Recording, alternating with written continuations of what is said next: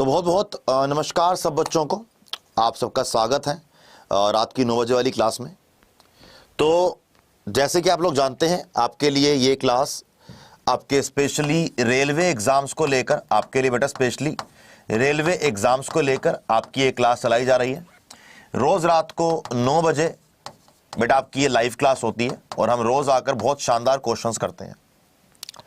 आज हम पॉलिटी के कुछ MCQs कवर करने का ट्राई करेंगे, क्योंकि पॉलिटी आपके हर एग्जाम में आती है। और आज हम करेंगे काफ़ी अच्छे MCQs, important MCQs Indian polity के, right. So very very good evening everybody. और मुझे लगता है कि आज तक की पढ़ाई बहुत शानदार, बहुत बढ़िया चल रही होगी और आप लोग पूरी मेहनत कर रहे होंगे अपने आने वाले एग्जाम्स के लिए, चाहे वो रेलवेज हो, SSC हो या कोई भी हो, राइट। चलिए, तो इसी के साथ साथ क्लास को स्टार्ट किया जाएगा और ये रहेगा हमारी क्लास का पहला क्वेश्चन। क्वेश्चन ये है कि who gave the idea of constituent assembly of India for the first time, कि भारत में पहली बार संविधान सभा का आइडिया किसके द्वारा दिया गया था। भारत में पहली बार संविधान सभा का आइडिया किसके द्वारा दिया गया था। क्वेश्चन आपके लिए ये है, बहुत सिंपल क्वेश्चन है, क्वेश्चन मुश्किल नहीं है। भारत में अगर हम संविधान सभा की बात करें, भारत में बेटा अगर हम संविधान सभा की बात करें तो संविधान सभा का गठन 1946 में किया गया था, 1946 में किया गया था। लेकिन इसका आइडिया MN रॉय के द्वारा 1934 में दिया गया था। इसका आइडिया MN रॉय के द्वारा 1934 में दिया गया था, राइट। इसी के साथ साथ अगर हम बात करते हैं तो 1946 में 9 दिसंबर 1946 में पहली मीटिंग या पहली बैठक हुई थी किसकी, कॉन्स्टिट्यूएंट असेंबली की, कॉन्स्टिट्यूएंट असेंबली की। चलिए अगला क्वेश्चन, थोड़ी सी बातों को समझने का और ट्राई करेंगे कि क्या कहना चाह रहा है हमको ये, कि संविधान सभा का विचार पहली बार 1934 में MN रॉय द्वारा प्रस्तावित किया गया था। हालांकि वास्तविक संविधान सभा का गठन 1946 में कैबिनेट मिशन के योजना के आधार पर किया गया था। 1946 में हुआ था कैबिनेट मिशन के अंतर्गत, राइट। चलिए अगला क्वेश्चन, वेलफेयर स्टेट का कॉन्सेप्ट, कल्याणकारी राज्य का कॉन्सेप्ट, या फिर वेलफेयर स्टेट का कॉन्सेप्ट आपको भारत के संविधान के कौन से पार्ट में देखने को मिलता है, आपको भारत के कौन से पार्ट में देखने को मिलता है। ठीक है भैया, तो यस, करेक्ट आंसर इज राज्य के नीति निर्देशक सिद्धांत, या हम बोल सकते हैं कि जो भारत का DPSP है, directive principles of state policy, जिसका आर्टिकल है आर्टिकल 36 से लेकर आर्टिकल 51 DPSP की बात करता है। और DPSP का जो ऑब्जेक्टिव क्या है भैया, DPSP का ऑब्जेक्टिव है वेलफेयर स्टेट क्रिएट करना, यानी कि कल्याणकारी एक राज्य बनाना। तो yes, correct answer is definitely आपका होगा बेटा राज्य के नीति निर्देशक सिद्धांत। आइए अगला question, the states and the central government डेराइव्स power from, चाहे मैं राज्य के सरकार की बात करूं या फिर मैं केंद्र के सरकार की बात करूं, इन दोनों की जो शक्तियां हैं या दोनों जो अपने काम के फंक्शंस हैं वो कहां से डिराइव कर रही है, कहां से शक्तियां प्राप्त कर रही हैं। तो बहुत सिंपल है, राइट आंसर इज भारत का संविधान इज द करेक्ट आंसर। चाहे हम सुप्रीम कोर्ट की बात करें, चाहे हाई कोर्ट की बात करें, जजेस की बात करें, पार्लियामेंट की बात करें, संसद की बात करें, भारत के राज्य की सरकार, केंद्र की सरकार की बात करें, ये जो सारी शक्तियां दी गई हैं, सारे features, function, rules and regulations, बेटा ये सारे के सारे भारत के संविधान के अंदर दिए गए। तो right answer is Indian constitution is the correct answer. Indian constitution is the correct answer, right. चलिए अगला क्वेश्चन, आइए बेटा फोर्थ, संविधान में हमारे राष्ट्र का उल्लेख किस नाम से किया गया। संविधान में, भारत के संविधान में हमारे देश का उल्लेख किस नाम से किया गया। आपने सुना भी होगा ना, India that is Bharat, India that is Bharat. तो right answer is Bharat and India is the correct answer. Part 1 Bharat के संविधान का, पार्ट 1 जो यूनियन एंड इट्स टेरिटरीज के बारे में बात करता है, और इसमें जो बात किया गया बेटा, उसमें एक नाम दिया गया है भारत और एक नाम दिया गया है इंडिया। एक नाम दिया गया है भारत और बेटा एक नाम दिया गया है इंडिया। तो ध्यान रखेंगे इसको, राइट। चलिए अगला question next. Government of India act 1935, government of India act 1935 किसके बेस पर बनाया गया था? गवर्नमेंट ऑफ इंडिया एक्ट 1935 किसके बेस पर बनाया गया था? मुझे लगता है कि इसका आंसर बहुत आसान है और आप इसका आंसर जरूर सही दीजिए, राइट। और जो जो बच्चे क्लास में आ चुके हैं बेटा, क्लास को एक बार लाइक भी कर दो और क्लास को बेटा एक बार शेयर भी कर दो, ठीक है। तो गवर्नमेंट ऑफ इंडिया एक्ट 1935, देखो थोड़ा समझेंगे इसकी हिस्ट्री। 1919 में गवर्नमेंट ऑफ इंडिया एक्ट 1919 पास किया गया, जिसको मोंटेगू चेम्सफोर्ड रिफॉर्म्स भी कहा गया, ठीक है। अब गवर्नमेंट ऑफ इंडिया एक्ट 1919 में एक प्रावधान था कि 10 साल के बाद एक कमीशन बनाई जाएगी जो भारत के अगले संविधान के लिए, भारत के अगले बड़े एक्ट के लिए कुछ प्रोविजंस सजेस्ट करेगी। लेकिन 1927 में ही साइमन कमीशन का फॉर्मेशन किया गया, साइमन कमीशन का फॉर्मेशन किया गया और ये 1928 में ये लोग भारत पहुंचे। जब भारत पहुंचे तो इन लोगों को साइमन गो बैक इन नारों का सामना करना पड़ा। क्यों करना पड़ा? क्योंकि साइमन कमीशन में जो टोटल 7 लोग थे वो सातों के सातों लोग अंग्रेज थे, वो सातों के सातों लोग अंग्रेज थे। तो इस चीज की वजह से क्या किया गया? साइमन कमीशन की रिकमेंडेशन के अंतर्गत भारत का गवर्नमेंट ऑफ इंडिया एक्ट 1935 बनाया गया। अगला क्वेश्चन आइए बेटा। भारत की देशी रियासतों के विलय में किन 2 व्यक्तियों ने सबसे महत्वपूर्ण भूमिका निभाई? Which 2 person played an important role in the merger of the princely states? Bharat के आजाद होने के बाद, जब भारत देश आजाद हुआ तो अंग्रेज तो इंडियन इंडिपेंडेंस एक्ट 1947 के अंदर ये बोलकर चले गए कि भाई या तो पाकिस्तान में मिल जाओ या भारत के अंदर मिल जाओ या फिर अपना एक अलग देश बना लो। वो तो बोल के कट ली अपना वो तो। लेकिन भारत को इस चीज को सोल्व करना पड़ा, तो इसके लिए भारत ने एक प्रोविंशियल कमेटी, प्रांतीय समिति बनाई गई, जिसके चेयरमैन बनाया गया किसको? सरदार वल्लभ भाई पटेल साहब को। और सेक्रेटरी बनाया गया वीपी मेनन को। तो right answer is Sardar Patel. बेटा बी करेक्ट है, बी, जिसकी वजह से सरदार पटेल और वीपी मेनन ने मिलकर भारत को अखंड भारत बनाने के लिए बहुत मेहनत करी और राइट आंसर इज बी। चलिए अगला क्वेश्चन 7th। न्यायिक समीक्षा की व्यवस्था इनमें से किन देशों के अंदर पाई जाती है? यानी कि जुडिशियल रिव्यू भारत के आर्टिकल 13 के अंदर जुडिशियल रिव्यू की बात करी गई है। जुडिशियल रिव्यू का मतलब क्या होता है? जुडिशियल रिव्यू का मतलब होता है कि जैसे संसद ने या राज्य की सरकार ने कोई बिल पास किया, तो उस बिल को पास करने के बाद अगर ऐसा लगता है कि उस बिल में कुछ असंवैधानिक है या उस बिल में कुछ गलत दिया गया है, तो उस बिल को हम लोग कैंसिल कर सकते हैं। मतलब आप और मैं नहीं कर सकते, लेकिन यह अधिकार राज्य की हाई कोर्ट और सुप्रीम कोर्ट के पास है। भारत ने जुडिशियल रिव्यू को यूनाइटेड स्टेट ऑफ अमेरिका से बोरो किया है, तो right answer is India and USA is the correct answer. चलिए अगला क्वेश्चन आइए बेटा।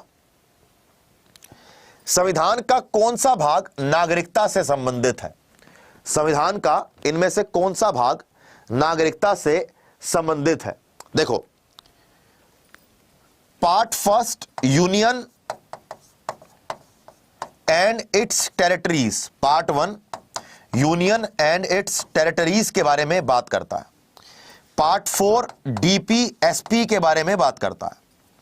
पार्ट 3 फंडामेंटल राइट्स यानी कि मौलिक अधिकारों के बारे में बात करता है। पार्ट 2 नागरिकता के बारे में यानी कि सिटीजनशिप के बारे में बात करता है। नागरिकता का आर्टिकल, आर्टिकल 5 से लेकर आर्टिकल 11, फंडामेंटल राइट आर्टिकल 12 से लेकर आर्टिकल 35, डीपीएसपी 36 से लेकर 51, union and it's territories part 1 article 1 से लेकर आर्टिकल 4। ये चीजें एग्जाम में कई बार आती हैं, तो प्लीज प्लीज प्लीज ध्यान रखिएगा, ठीक है। चलिए अगला क्वेश्चन, नेक्स्ट। भारतीय संविधान में नागरिकता, भारतीय संविधान में नागरिकता किस तरीके से प्राप्त की जा सकती है? अब भारत का संविधान आपके लिए, मेरे लिए बहुत रिस्पेक्टेबल चीज है, ये बात तो मानते हो ना। भारत का संविधान आपके लिए, मेरे लिए, हम लोग बहुत रिस्पेक्ट करते हैं उसकी, राइट। तो भारत के संविधान में नागरिकता प्राप्त करने के लिए आपको बनना पड़ेगा पहले एक ब्रांड। क्या बनना पड़ेगा बेटा?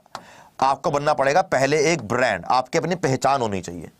यानी कि बी से मतलब है कि आप बर्थ के द्वारा, आर का मतलब है रेजिडेंस, आर का मतलब है रेजिडेंस या फिर रजिस्ट्रेशन के द्वारा, ए का मतलब है कि अगर भारत किसी एरिया को एक्वायर कर ले, अगर भारत किसी एरिया को एक्वायर कर ले, एन से मतलब है नेचुरलाइजेशन के द्वारा, एन से मतलब है नेचुरलाइजेशन के द्वारा, और डी से मतलब है बेटा डेसेंट के द्वारा, डी से मतलब है डेसेंट के द्वारा। तो भारत में जन्म के बेसिस पर, रेजिडेंस के बेसिस पर, और भारत में नेचुरलाइजेशन के बेसिस पर। तो yes, correct answer is D, correct answer is D. बहुत बढ़िया, चलिए वेरी गुड। अगला क्वेश्चन आइए, 10वां 10th। इनमें से कौन से साल में भारत में फंडामेंटल ड्यूटीज को ऐड किया गया था? इनमें से कौन से साल में भारत में फंडामेंटल ड्यूटीज को ऐड किया गया था? अभी एक लेटेस्ट न्यूज आई है, सुनना चाहेंगे आप? अभी एक लेटेस्ट न्यूज आई है, सुनना चाहेंगे आप? जल्दी बोलो यस और नो। बिल्कुल लेटेस्ट न्यूज सुनना चाहेंगे आप? बिल्कुल लेटेस्ट है, बोलो यस और नो बोलो। सुनेंगे? एक बिल्कुल लेटेस्ट न्यूज आई है अभी, है देखो। यूनिफॉर्म सिविल कोड को लेकर ये न्यूज है, यूनिफॉर्म सिविल कोड को लेकर ये न्यूज है। यूनिफॉर्म सिविल कोड को उत्तराखंड असेंबली के अंदर पास कर दिया गया। यूनिफॉर्म सिविल कोड को उत्तराखंड असेंबली के अंदर पास कर दिया गया, और उत्तराखंड सेकंड स्टेट बनेगा इस यूसीसी को लागू करने वाला। पहला है गोवा, ध्यान रखेंगे, फर्स्ट गोवा है, राइट। यूसीसी का भारत के संविधान में क्या आर्टिकल है, ये आप मेरे को बताएंगे। भारत के संविधान में यूनिफॉर्म सिविल कोड का क्या आर्टिकल है, ये आप मेरे को बताएंगे। बताइए क्या आर्टिकल है, बोलो। यूसीसी का आर्टिकल क्या होता है? What is the article for UCC? बताइए। Right answer is article 44। Right answer is article 44 is the correct answer. ठीक है, ध्यान रखेंगे, ये आपकी न्यूज है, लेटेस्ट, बिल्कुल एग्जाम में आएगा ये वाला। अगर हम इसकी बात करें तो 1976 में भारत में फंडामेंटल ड्यूटीज को ऐड किया गया था।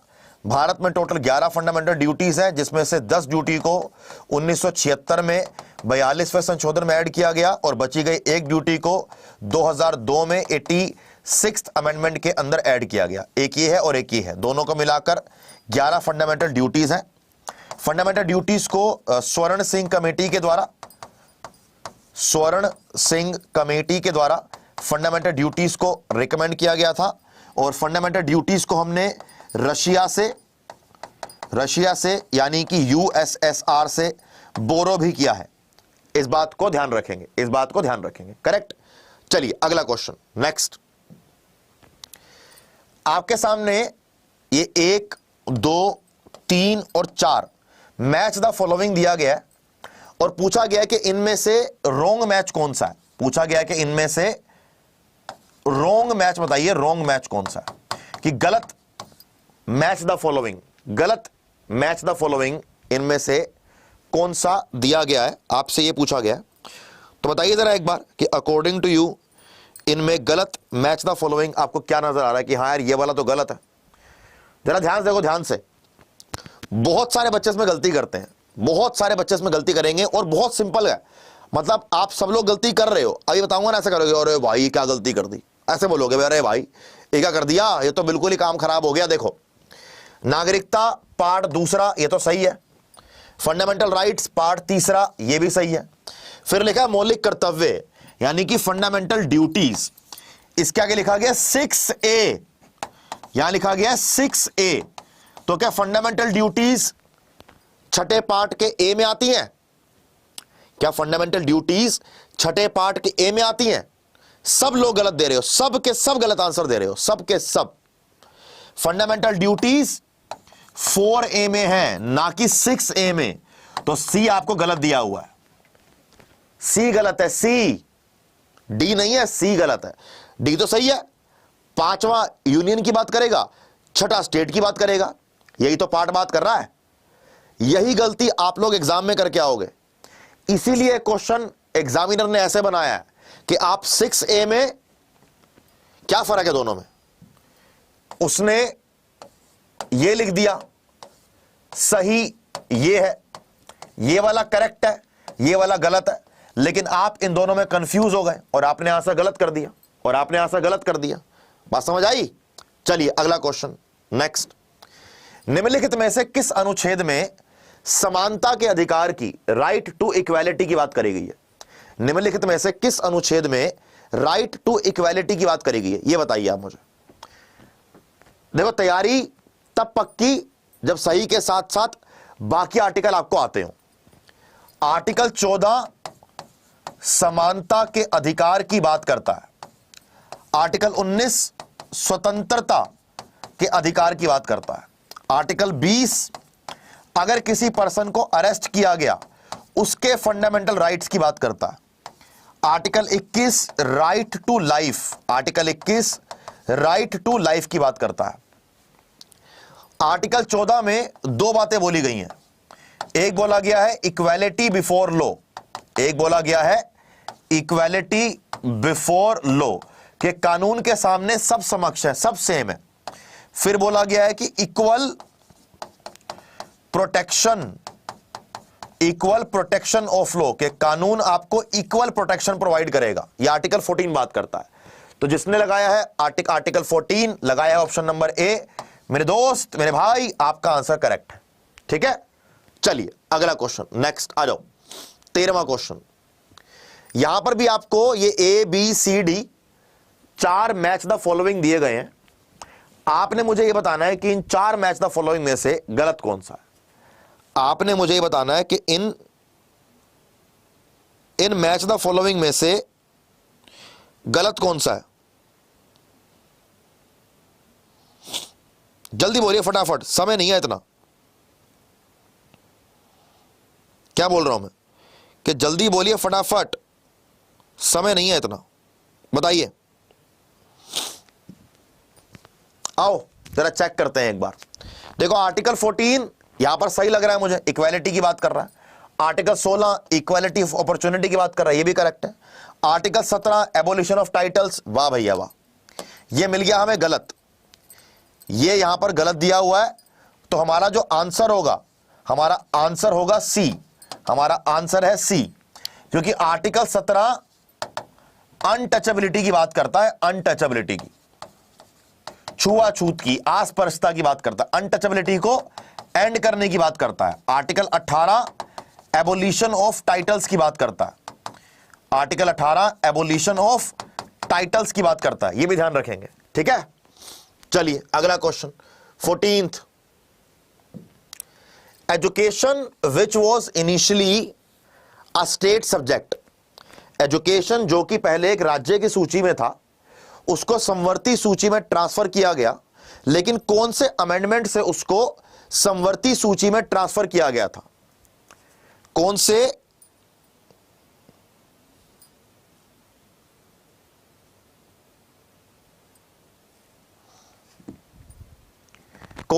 अमेंडमेंट से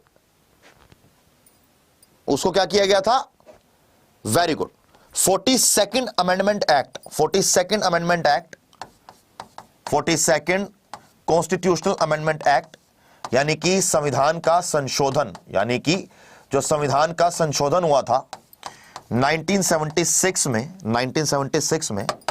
42nd अमेंडमेंट एक्ट 1976 में क्या किया गया था बेटा, इसके अंदर एजुकेशन को स्टेट की लिस्ट से हटाकर क्या किया गया, स्टेट की लिस्ट से हटाकर कंकरेंट लिस्ट में, समवर्ती सूची में डाल दिया, ठीक है। आप लोगों से क्वेश्चन है मेरा कि यूनियन लिस्ट, स्टेट लिस्ट और concurrent list, union list, state list और कंकरेंट लिस्ट, ये तीनों भारत के कौन से स्केड्यूल के अंदर पाए जाते हैं, ये तीनों भारत के कौन से स्केड्यूल के अंदर पाए जाते हैं। आज हम केवल पॉलिटिक्स के क्वेश्चन कर रहे हैं, आज हम केवल इंडियन पॉलिटिक्स के क्वेश्चन कर रहे हैं, राइट।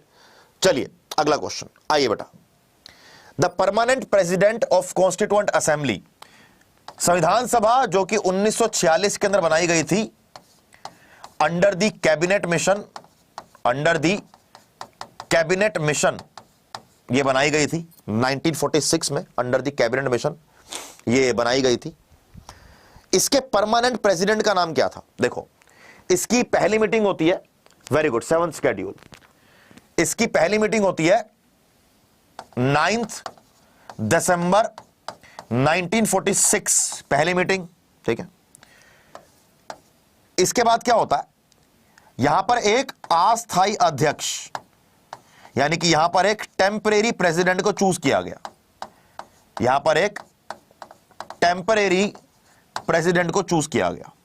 उनका नाम था सच्चिदानंद सिन्हा, उनका नाम था सच्चिदानंद सिन्हा। लेकिन उसके केवल 2 दिन के बाद डॉक्टर राजेंद्र प्रसाद जी को, राजेंद्र बाबू को परमानेंट प्रेसिडेंट चूज किया गया, ठीक है। ध्यान रखेंगे इस बात को, और यह क्वेश्चन एग्जाम में कई बार आ चुका है। चलिए अगला क्वेश्चन, आइए बेटा। 6 से लेकर 14 वर्ष के बच्चों को मुफ्त शिक्षा का अधिकार किसके अंतर्गत प्रदान है, किसके अंतर्गत प्रदान है, बताइए बेटा।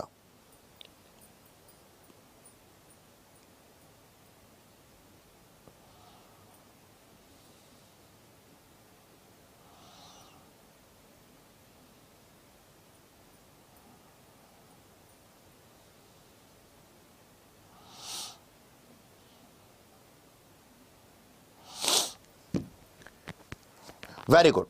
जब हम फंडामेंटल राइट की बात कर रहे हैं, थोड़ा और पढ़ लेते हैं, तो भारत के संविधान के आर्टिकल 21A में राइट टू एजुकेशन की बात करी गई है, जो कहता है कि 6 से लेकर 14 वर्ष के बच्चों को मुफ्त शिक्षा प्रदान करी जाएगी, ठीक है।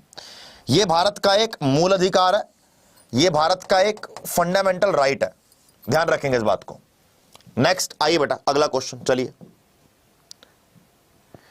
The Constitution of India provides for an finance commission, Bharat में वित्तीय आयोग का आर्टिकल क्या है? वित्तीय आयोग के साथ साथ बाकी भी आर्टिकल काफी ज्यादा इंपॉर्टेंट है, वित्त आयोग के साथ साथ, ठीक है भैया। यहां पर आर्टिकल 352 दिया हुआ है, जो बात करेगा राष्ट्रीय आपातकाल की, यह बात करेगा आर्टिकल राष्ट्रीय आपातकाल की, नेशनल इमरजेंसी की। यह बात करेगा प्रेसिडेंट रूल, यानी कि राष्ट्रपति शासन की, प्रेसिडेंट रूल, राष्ट्रपति के शासन की। 280 बात करेगा वित्तीय आयोग की, जो कि हमारा करेक्ट आंसर है, वित्तीय आयोग, this is our correct answer. 324 बात करेगा चुनाव आयोग की, यह बात करेगा बेटा चुनाव आयोग की, जो कि डेफिनेटली बहुत इंपॉर्टेंट है हमारे लिए, जो कि ये भी हमारे लिए बहुत इंपॉर्टेंट है, चुनाव आयोग, ठीक है बेटा। तो ध्यान रखेंगे इस बात को। चलिए अगला question, next. Right to education, अच्छा, एक होता है कि किसी बिल को पास कर दिया, एक होता है कि उसको लागू कब किया गया। देखो, आप बच्चों की टोटल लाइफ की संख्या में और बच्चों के टोटल लाइक्स की संख्या में बहुत फर्क है। तो अगर आपको लग रहा है कि मजा आ रहा है, तो एक बार वीडियो को लाइक कर दो, एक बार वीडियो को लाइक कर दो, ठीक है। यहां मुद्दा क्या है, भारत में राइट टू एजुकेशन को, अच्छा आ जाओ, चलो कोई नहीं। बच्चों का एक डाउट आ रहा है, बच्चे पूछ रहे हैं, बच्चे कह रहे हैं कि सर आर्टिकल 360 आंसर होता है। बेटा आर्टिकल 360 वित्तीय आपातकाल की बात करता है। आर्टिकल 360 वित्तीय आपातकाल की, फाइनेंशियल इमरजेंसी की बात करता है। यहां पर वित्त आयोग की बात करी गई है, तो वो 280 होगा। कोई बात नहीं, कभी कभी गलती हो जाती है, कभी कभी गलती हो जाती है, ठीक है, कोई बात नहीं। चलिए अब क्या बोल रहा है ये कि भारत के संविधान में शिक्षा का अधिकार कब जोड़ा गया। Article 21A right to education की बात करता है। 2002 में 86वें संविधान के संशोधन से, 86वें संविधान के संशोधन से यह आपको देखने को मिलता है राइट टू एजुकेशन। लेकिन 1 अप्रैल 2010 को, 1 अप्रैल 2010 को इसको भारत के संविधान में ऑफिशियली ऐड कर लिया गया था। 1 अप्रैल 2010, राइट। चलिए अगला क्वेश्चन 19th, अल्पसंख्यकों के हितों की सुरक्षा पर किस अनुच्छेद में प्रावधान किया गया है। माइनॉरिटीज की बात करी गई है, तो माइनॉरिटीज से रिलेटेड इनमें से कौन सा आर्टिकल है। माइनॉरिटीज से रिलेटेड इनमें से कौन सा आर्टिकल आपको देखने को लगता है कि हाँ ये भैया हमारा क्या हो जाएगा, हमारा ये माइनॉरिटीज से रिलेटेड आर्टिकल है। देखो आर्टिकल 14 इक्वालिटी की बात करता है, आर्टिकल 19 फ्रीडम की बात करता है, आर्टिकल 32 संवैधानिक उपचारों के बारे में, कॉन्स्टिट्यूशनल संवैधानिक उपचारों के बारे में, कॉन्स्टिट्यूशनल रेमेडीज के बारे में बात करता है। तो आर्टिकल 29 आपका आंसर यहां पर करेक्ट होगा। आर्टिकल 29 आपका आंसर बेटा यहां पर करेक्ट होगा। चलिए अगला question next, Which one of the following is not the objective of DPSP? Directive Principles of State Policies, राज्य के नीति निर्देशक सिद्धांत के कुछ ऑब्जेक्टिव हैं। क्वेश्चन यह है कि इनमें से कौन सा ऑब्जेक्टिव डीपीएसपी के अंदर नहीं होता। इनमें से कौन सा ऑब्जेक्टिव डीपीएसपी के अंदर नहीं आएगा, क्वेश्चन यह पूछा गया है। डीपीएसपी एक कल्याणकारी राज्य की स्थापना करता है, बिल्कुल करता है, बिल्कुल करता है। ये एक वेलफेयर स्टेट एस्टैब्लिश करने की बात करता है, ये एक वेलफेयर स्टेट एस्टैब्लिश करने की बात करता है, मना नहीं कर रहा हूं मैं। सामाजिक आर्थिक न्याय, बिल्कुल ठीक बोल रहा है। सोशियो इकोनॉमिक जस्टिस की बात करता है, बिल्कुल करता है। धार्मिक राज्य की स्थापना करना, यह गलत है, राइट आंसर इज सी। हमारा भारत एक सेक्युलर कंट्री है, हमारा भारत एक धर्मनिरपेक्ष कंट्री है, तो यहां पर हम किसी भी तरीके से एक धर्म के बेसिस पर देश को बनाने की बात नहीं कर सकते। तो यहां पर हमारा डेफिनेटली सी गलत हो गया। चलिए नेक्स्ट 21वां क्वेश्चन, निम्नलिखित में से किसको संविधान द्वारा मौलिक अधिकारों के संरक्षण की शक्ति दी गई है। निम्नलिखित में से संविधान के द्वारा किसको मौलिक अधिकारों के संरक्षण की शक्ति दी गई है, बताइए बेटा क्या आंसर होगा। Who among the following has been given the power to protect fundamental rights by the Constitution. देखो अगर आपके फंडामेंटल राइट्स को कोई वायलेट करता है, अगर आपके फंडामेंटल राइट्स का कोई उल्लंघन कर रहा है, ठीक है, तो उस केस में आप लोग डायरेक्टली सुप्रीम कोर्ट जा सकते हो या फिर आप हाई कोर्ट जा सकते हो। तो right answer is D. Right answer is D. Article 32 के अंदर आप लोग सुप्रीम कोर्ट जाओगे और आर्टिकल 226 के अंदर आप लोग हाई कोर्ट जाओगे, ठीक है बेटा। अगला क्वेश्चन आइए next, right to marry a person. ओए होए होए, यह आया बढ़िया क्वेश्चन है, यह आया बढ़िया क्वेश्चन। अपने पसंद के व्यक्ति से शादी करने का अधिकार भारत के संविधान में आपको दिया गया है। भारत का संविधान आपके फीलिंग्स को समझता है, रिस्पेक्ट करता है कि जो आपकी पसंद का लड़का है या लड़की है। हमारे भारत में लड़का लड़की से ब्याह करेगा और लड़की लड़के से ब्याह करेगी। वो सेम सेक्स मैरिज अभी अलाउड नहीं किया गया कि लड़का लड़के से कर ले, लड़की लड़के से कर ले, ठीक है। अब आप में से बहुत सारे बच्चे इसको सुनकर खुश हो गए होंगे कि अपनी पसंद की, है ना, अपने पसंद के जो व्यक्ति से ब्याह करने को मिलेगा, लव मैरिज मिलेगी। लेकिन इसमें ना एक बहुत बड़ी दिक्कत है। दिक्कत क्या है कि जब तक आप लोग एग्जाम को पास नहीं कर लोगे, हैं, जब तक आप लोग एग्जाम को पास नहीं कर लोगे, तब तक आपको आपके पसंद का व्यक्ति शादी के लिए हाँ ही नहीं करेगा। अब संविधान में तो ये लिखा है ना कि पसंद के व्यक्ति से विवाह करने का अधिकार है, लेकिन पसंद का व्यक्ति आपको पसंद भी तो करे। मुद्दा क्या है कि पसंद का व्यक्ति अगर आपको पसंद करेगा तभी तो फिर आप से ब्याह करेगा, राइट। तो correct answer is article 21 is the correct answer. Article 21 is the correct answer, है ना भैया। चलो जल्दी आओ फटाफट। 23वां 10वें स्केड्यूल 10th स्केड्यूल में क्या लिखा हुआ है? कह रहा सर तो फिर ऐसे ही रह गए हम तो। ना ना ना, ऐसे क्यों रहना है, बोलता रहा हूं, बता रहा हूं क्या होगा।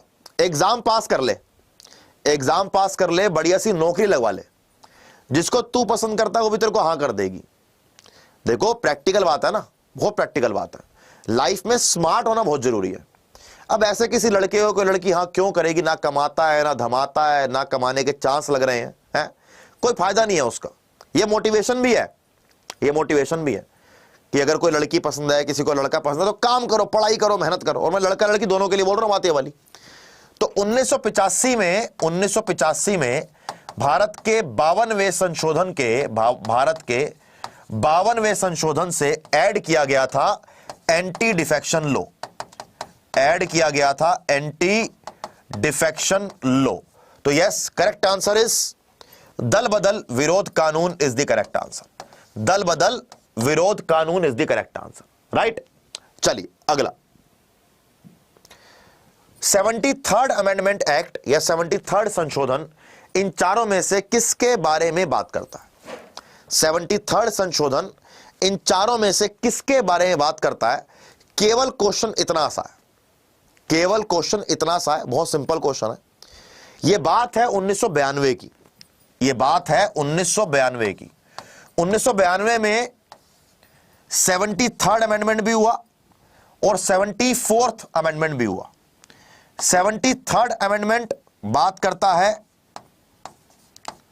पंचायत के बारे में, 74th बात करता है नगर पालिका के बारे में, नगर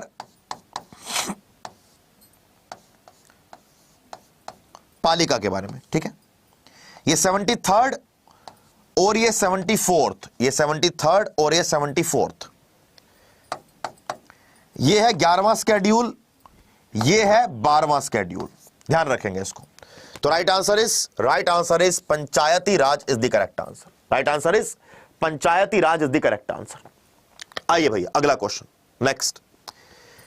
यूनिफॉर्म सिविल कोड को लेकर क्वेश्चन आ गया है। मैं आपको लिख कर दे रहा हूं कि आपके एग्जाम में यूनिफॉर्म सिविल कोड आएगा, आपके एग्जाम में यूनिफॉर्म सिविल कोड डेफिनेटली आएगा।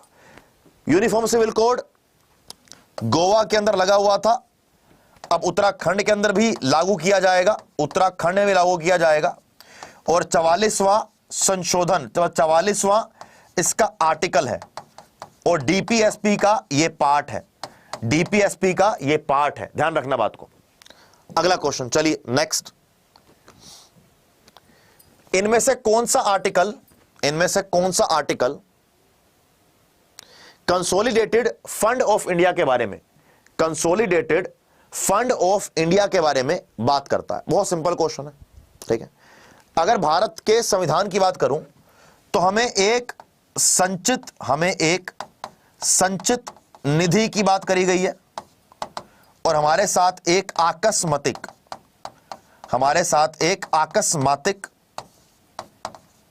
निधि की बात करी गई है। संचित निधि से पैसे निकालने का अधिकार केवल और केवल संसद को है, आर्टिकल 266 ये बोलता है। आकस्मिक निधि से पैसे निकालने का अधिकार केवल और केवल राष्ट्रपति के पास है, आर्टिकल 267 ये बोलता है। तो right answer is article 266 is the correct answer. Article 266 is the correct answer. चलिए अगला क्वेश्चन 27वां। आइए बेटा, इनमें से कौन सा आर्टिकल भारत में विलेज पंचायत के बारे में बात करता है, ग्राम पंचायतों के बारे में बात करता है कि हर विलेज में, गांव में ग्राम पंचायत होनी चाहिए, ग्राम पंचायत होनी चाहिए। कल एक लड़की बोली थी कि मेरे को नींद आ रही है, आज एक लड़का बोल रहा है कि मुझे नींद आ रही है। जरा बताओ इसको कि अगर नींद आए तो क्या करते हैं, बोलो इसको, बोलो इसको, बताओ कि अगर नींद आए तो क्या करते हैं, बताओ इसको, बताओ जल्दी बोलो, फटाफट फटाफट। आर्टिकल 19 समानता के अधिकार की बात करता है, article 19। Article 21 right to life, जीने की बात करता है। आर्टिकल 12 राज्य की या स्टेट की, राज्य की या स्टेट की परिभाषा की बात करता है। आर्टिकल 40 विलेज पंचायत की बात करता है, आर्टिकल 40 विलेज पंचायत की बात करता है। ठीक है भैया, बहुत बढ़िया, सिंपल। कितना हमने कल बढ़िया बताया था कि जिसको क्लास में नींद आए तुरंत क्लास छोड़ो और जाकर सो जाओ, तुरंत क्लास छोड़ो और जाकर सो जाओ। जब तुम्हें लगे कि नींद ने भी तुम्हारा साथ छोड़ दिया, कि अब नींद भी अपनी नहीं बची, तो जाके पढ़ लेना, ठीक है। तब भी अगर मन ना करे, सो, जिन्ना हो सके पुत्र उन्ना सो, जिन्ना हो सके पुत्र जी उन्ना सो, ठीक है। चलो बढ़िया, नेक्स्ट अगला 28वां क्वेश्चन। भारत में कितने प्रकार के रिट्स पाए जाते हैं? भारत के संविधान में कितने प्रकार के रिट्स की बात करी गई है? भारत के संविधान में कितने प्रकार के रिट्स बात करी गई है? क्वेश्चन बहुत सिंपल है, क्वेश्चन डिफिकल्ट नहीं है, आपने मेरे को बताना है बस। Very good. भारत में टोटल 5 रिट्स की बात करी गई है, भारत में टोटल 5 रिट्स की बात करी गई है, ठीक है। 5 रिट्स ये कौन कौन से हैं? ये 5 रिट्स हैं। पहला हेबियस कॉर्पस, दूसरा मैंडामस, तीसरा प्रोहिबिशन, चौथा सर्सरी और 5वां क्यो वरंतो, यानी कि बंदी प्रत्यक्षीकरण, परमादेश, प्रतिषेध, उत्प्रेक्षण और अधिकार पुच्छा, अधिकार पुच्छा, ध्यान रखेंगे। अच्छा, रिट्स जारी करने का अधिकार सुप्रीम कोर्ट के पास भी है और हाई कोर्ट के पास भी है। सुप्रीम कोर्ट आर्टिकल 32 के अंदर, हाई कोर्ट आर्टिकल 226 के अंदर, ठीक है। दो बात सुन लो, सुप्रीम कोर्ट केवल फंडामेंटल राइट के केस में रिट इशू करेगा और हाई कोर्ट फंडामेंटल राइट के साथ साथ अदर केसेस में भी, फंडामेंटल राइट के साथ साथ अदर केसेस के अंदर भी रिट इशू कर सकता है। तो अगर आपसे कोई पूछे कि रिट इशू करने का जो आधिकारिक क्षेत्र है, रिट इशू करने का जो ज्यूरिसडिक्शन है, जो आधिकारिक क्षेत्र है, वो ज्यादा किसके पास है? तो right answer is high court. Right answer is high court, high court के पास है। ध्यान रखेंगे, कहां है बेटा? हाई कोर्ट के पास है। चलिए अगला क्वेश्चन, नेक्स्ट। राष्ट्रपति को चुनाव के द्वारा भारत में एज अ राष्ट्रपति चुना जाता है, ठीक है। भारत में जो राष्ट्रपति होगा इलेक्टोरल कॉलेज के द्वारा या एक संगठन के द्वारा उसका चुनाव किया जाएगा। क्वेश्चन यह है कि उस संगठन में कौन कौन होता है, क्वेश्चन यह है कि उस संगठन में कौन कौन होता है। बहुत सिंपल क्वेश्चन है और बहुत प्यारा क्वेश्चन है, ठीक है। भारत के संविधान में आर्टिकल 54 में लिखा हुआ है कि भारत का जो राष्ट्रपति होगा उसको चुनाव के द्वारा चुना जाएगा, ठीक है। लेकिन इसका होगा इनडायरेक्ट इलेक्शन, इसका होगा अप्रत्यक्ष चुनाव के द्वारा, ठीक है। अब इसमें क्या होता है? इसमें ओनली इलेक्टेड मेंबर्स पार्टिसिपेट करेंगे, ओनली इलेक्टेड मेंबर्स पार्टिसिपेट करते हैं। कौन कौन?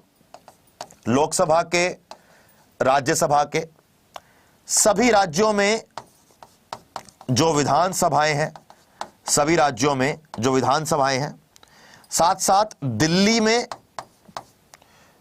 एंड पुडुचेरी में, दिल्ली में और पुडुचेरी में जो विधानसभाएं हैं वो भी पार्टिसिपेट करेंगी, वो भी पार्टिसिपेट करेंगी।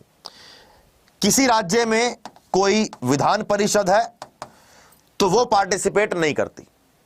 तो यस, अगर मैं इसके अकॉर्डिंग देखूं तो सभी राज्य विधानमंडल के दोनों सदनों के निर्वाचित से, ये गलत हो गया।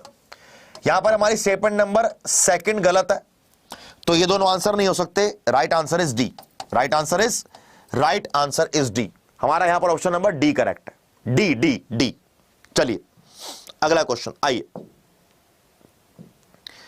भारत के अगर राष्ट्रपति को अपना रेजिग्नेशन देना, अगर भारत के राष्ट्रपति को अगर अपना रेजिग्नेशन देना है, रिजाइन करना है, रेजिग्नेशन लेटर देना है, तो वो किसको देगा? Right answer is vice president को। Right answer is vice president is the correct answer. Right answer is vice president is the correct answer. ठीक है भैया, ध्यान रखेंगे इस बात को। तो इसी के साथ साथ आज हमने पॉलिटी के 30 क्वेश्चंस करें। आज हमने पॉलिटी के 30 क्वेश्चंस करें। कल हमारी क्लास होगी डेली 9 PM, हमारी कल लाइव क्लास होगी। कल की क्लास के बारे में हम पहले ही बात कर लेते हैं। कल मैं आपको हिस्ट्री के 30 क्वेश्चन कराऊंगा, साथ में साइंस के 10 क्वेश्चन कराऊंगा और करंट अफेयर के 10 क्वेश्चन कराऊंगा। कल से हम क्लास में 50 क्वेश्चन करेंगे। रात को 9 बजे आपकी लाइव क्लास होगी और आपने मेरे साथ कल जुड़ना है। 30 क्वेश्चन हिस्ट्री के, 10 क्वेश्चन साइंस के और 10 क्वेश्चन करंट अफेयर के। ठीक है भैया, ध्यान रखेंगे इस बात को। इसी के साथ साथ आप में से अगर कोई बच्चा 2024 में, वैसे तो देखो एक काम कर लेना, ये हमारा चैनल है, ये एसएससी जीडी के बच्चों के लिए कुछ करा जा रहा है। यहां पर जाकर भैया इसको भी लाइक कर दो, ये जीडी का हमारा वो है, और साथ में जाकर बेटा इसको भी एक बार लाइक कर दो। यहां पर आपके देखो ये क्लास चल रही है ना, जाकर बेटा इसको भी लाइक कर दो। मैराथन आपकी 14 घंटे की मैराथन प्लान करी गई, इसको भी जाकर लाइक कर दो। ठीक है, इसके बाद अगर आप में से कोई बच्चा हमारे साथ जुड़कर लाइव क्लासेस ज्वाइन करके कोई बैच लेना चाहता है, ठीक है, आपने क्या करना है, आपने जाना हमारी वेबसाइट पे, आप जाएंगे हमारी वेबसाइट पे। ठीक है, आप जाएंगे ऑल कोर्सेज पर, क्लिक करेंगे एसएससी। अगर आप एसएससी और रेलवेज, अगर आप दोनों की तैयारी कर रहे हो, अगर आप एसएससी और रेलवेज दोनों की तैयारी कर रहे हो, तो बेटा आप एसएससी का महापैक लेंगे, अगर आप केवल रेलवेज की तैयारी कर रहे हो और रेलवेज के 2024 में सारे एग्जाम पास करना चाहते हो, तो आप रेलवेज का महापैक लेंगे। मैं चाहता हूं कि आप 2024 में एसएससी और रेलवेज दोनों के एग्जाम दो। ठीक है, तो आपने एसएससी का महापैक लेना है। एसएससी के महापैक में आपको बेटा क्लिक करना है। एसएससी के महापैक में आपको रेलवे की तैयारी पूरी हो जाती है, आपकी दिल्ली पुलिस की हो जाती है और एसएससी के सभी एग्जाम की हो जाती है। ठीक है, यहां पर आपको 2000 घंटे की लाइव क्लासेस, 6000 से भी ज्यादा मॉक टेस्ट, 2000 से ज्यादा ई बुक्स में क्या क्या मिल रहा है, करंट अफेयर की ई बुक, हिंदी की ई बुक, मैथ की ई बुक, एमटीएस की पूरी ई बुक, योगदान जीएस की ई बुक, सीजीएल लेवल के हैंड रिटन नोट्स, जीएस के, मैथ के हैंड रिटन नोट्स, फिर करंट अफेयर हर वीकली ईयरली करंटली जो भी आती है, स्टैटिक जीके के मॉक्स मिल जाएंगे इसके अंदर बुक्स की तरह। आपको आप देखो रीजनिंग की रफ्तार मिल जाएगी, मैथ का टॉनिक, यानी कि आपको सब कुछ सारी बुक्स इसके अंदर फ्री मिल जाएंगी। ठीक है, साथ साथ रिकॉर्डेड क्लासेस ऑलरेडी मिल जाएंगी, हिस्ट्री की, साइंस की, मैथ की, रीजनिंग की, जीएस की, स्टैटिक जीके की, सारे के सारे। बाय नाउ पर क्लिक करेंगे, कोड लगाएंगे Y724, अप्लाई करना। अप्लाई करते ही एसएससी का महापैक, अब थोड़ा सा रेलवे से महंगा इसलिए क्योंकि इसके अंदर आपको एसएससी और रेलवेज दोनों की तैयारी कराई जा रही है। तो कोड लगाइए Y724, ये कोड आपने लगाना है। ये कोड लगाते ही आपको SSC plus railways plus DSSB plus Delhi police सभी एग्जाम्स की तैयारी प्लस बिहार एसएससी सभी एग्जाम्स की तैयारी आपकी केवल एसएससी के महापैक में हो जाएगी। जैसे कोड लगेगा Y724, ये कोर्स 2989 का हो जाएगा, पहले 13,000 का था। अड्डा की एप्लीकेशन डाउनलोड कर लो, अगर वहां से ये कोड लगाकर ये कोर्स लेते हो तो आपको ये कोर्स 2800 के आसपास का पड़ेगा। ऐप में आपको और कुछ चीजें कम मिल जाती हैं, ठीक है। इसके बाद मैं ये तो बोल रहा हूं आपको कि आपको 12,000 का लेने का मतलब ही नहीं है कोई। आपने Y724 डिस्काउंट कोड लगाना है और आपको ये कोर्स केवल 2800 रुपए का मिल जाएगा। इसी के साथ साथ आज की क्लास को बेटा यहीं पर एंड करेंगे। All the very best to all of you. जय हिंद। आपने एसएससी का महापैक लेना है, आपने रेलवे का महापैक लेना है, कोड Y724 ही लगेगा, राइट। चलिए बाय बाय।